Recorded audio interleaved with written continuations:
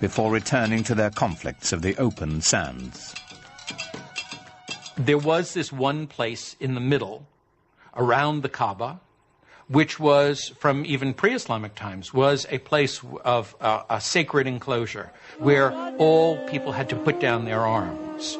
And this, of course, facilitated trading because it meant that you couldn't carry on your feuds when you were doing your buying and selling.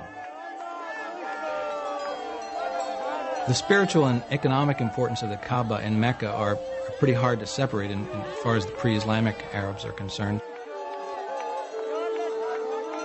The Kaaba made Mecca a vibrant center for trade. Here were found Arabian incense, exotic perfumes and Indian spices, Chinese silks and Egyptian linens. But perhaps the greatest treasure to be found at Mecca was the rich mixture of cultures. There were people who came through town who had all kinds of interesting experiences to relate to faraway places. The local religion was mixed. There were Christians, there were Jews, and there were also the Arabs of the desert who followed an animist type of religion. Muhammad's world was a center of trade, connecting the Mediterranean Sea to the Indian Ocean, linking the aging empires of Byzantium and Persia to the great bazaars of India and China.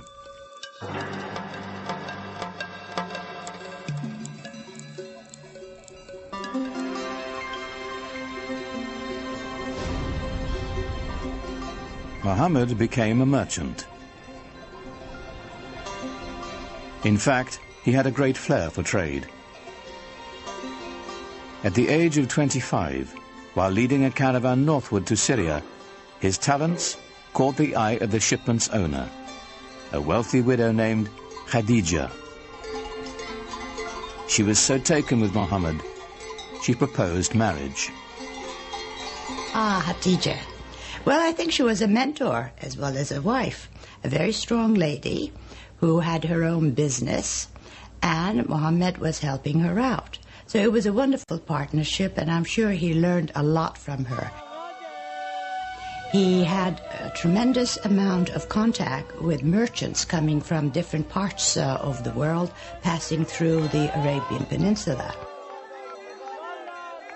I think he was a very intelligent man, very open-minded, and he was able to communicate with a great variety of peoples. He must have had great charisma as well. Muhammad had a way with people and with resolving their disputes. Once, when the Kaaba fell into disrepair, the clan chieftains quarreled over who would have the honor of putting the sacred black stone back where it belonged. Before violence could erupt, Muhammad proposed an equitable solution.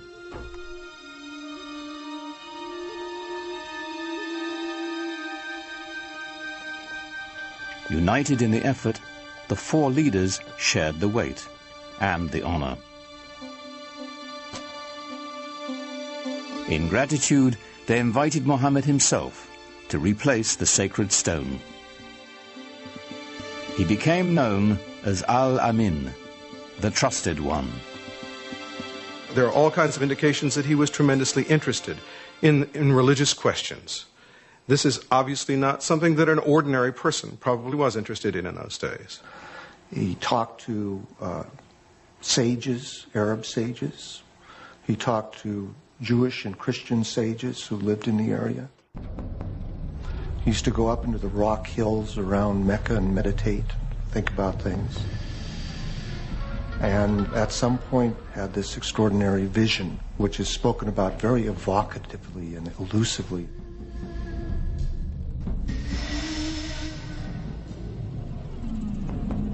In a cave above Mecca, Muhammad had an experience that would be the defining moment of his life. An angel was said to appear before him in the form of a man, instructing him to recite in the name of God, the Almighty. For Muhammad, it was an encounter as profound as it was deeply disturbing. You get a sense of what it would be like to be a normal person in society, perhaps unusual in the sense of your intensity for things like social justice and finding out what the meaning of life is, but not being endowed with anything that would seem miraculous by your friends. And all of a sudden having this voice come to you and then come out of you as you speak it and recite it to other people. And that is the beginning of the prophetic career of Muhammad.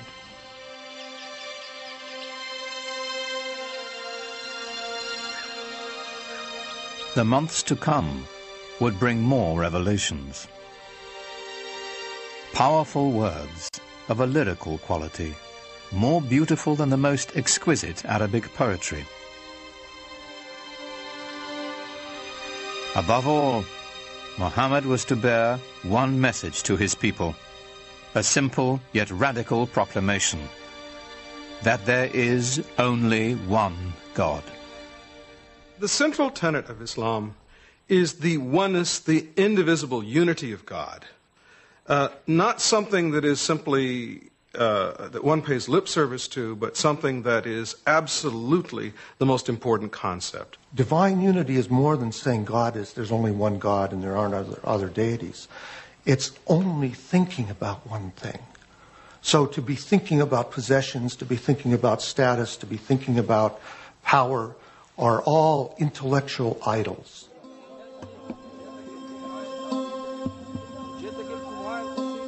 The implications were staggering. One God meant one people. No more tribal divisions.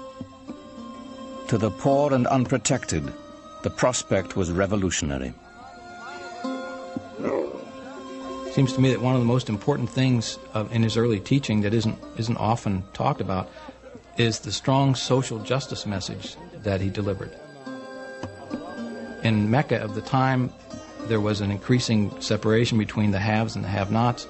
He insisted that this was not to be and that we should share the wealth, and it was this social justice message that I think that really got him a hearing among many of the folks. So coming with Islam, it was a new order, a new way of life.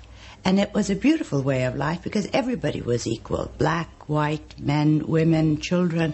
So it had that type of universal appeal, which I think was the reason why Islam spread so rapidly. Many were moved by Muhammad's message as he began to speak out in the community. It had the suppleness and symbolic depth of the great pre-Islamic poems that had been created by this people and that had given this people in Arabia such an extraordinary ear for verbal expression, where verbal expression was the commanding cultural force. Some people called him a poet, and there's a Quranic surah basically saying, Muhammad is not a poet. Poets speak through desire. This is not the voice of desire, this is the voice of God. Muhammad's following began to grow. They called themselves Muslims, for those who surrender to God. They set out to preserve the message Muhammad had brought. This was the beginning of the Quran. The Quran was revealed orally. But very soon people realized that it had to be written down in order to make sure that it wasn't corrupted and that the original message was maintained. And from a very early date, and it's very unclear when that date was, because no early manuscripts of the Quran survive, people began copying it down. The Quran is a revelation of spiritual teaching, of both ethical and social guidance. It was revealed and remains in Arabic. And what's so extraordinary about the Quran is its naturalness, so that it can say the most powerful cosmic things with a sense of intimacy, so that power and tenderness come together constantly in the Quranic language. With words alone, the Quran delivers its vision to the faithful. Its imagery conjures a picture of the afterlife that resonates with all the power of traditional Bedouin poetry. Imagine yourself in the desert, surrounded by dust, by the glare of the sun. You wear cloaks to cover your body because the wind will just sear your skin right off your face. And you walk into an oasis. The temperature drops dramatically. There's a quiet there. The wind is no longer howling. Everywhere you look, you see green and color. The world of water and paradise